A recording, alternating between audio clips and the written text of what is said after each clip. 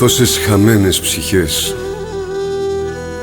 η λαχτάρα για τις χαμένες πατρίδες, η νοσταλγία, ένας ασίγαστος πόθος που ο χρόνος δεν καταφέρει να σβήσει, ούτε να ξεθοριάσει. Δεν μπορεί να σβήσει το γαλάζιο ουρανοθάλασσο απ' τη μνήμη. Αυτό που μένει σε μας είναι η νοσταλγία για ό,τι ζει σαν ανάμνηση και μια συγκίνηση για ό,τι δεν υπάρχει πια. Εκάγανε και ρημώθαν τα πατρογονικά, εσπάγανε και σκοτώθαν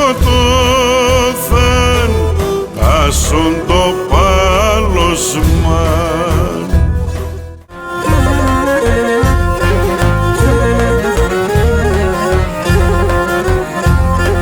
Στον πόλεμο χάνταν ανθρώπ, παιδιά ορφανεύνε.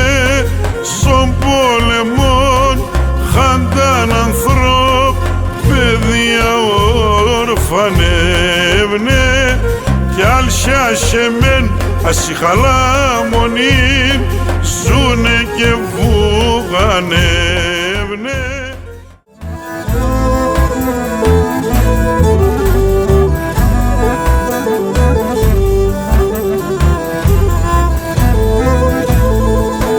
Χιλιάδες ψία εχάθανε κι άλλο πολλά εξυριζώθαν.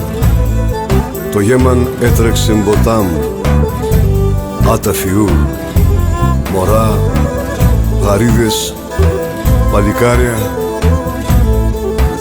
άψυχα κορμία, τορμάνια και τα κρεμία ευαμώθαν.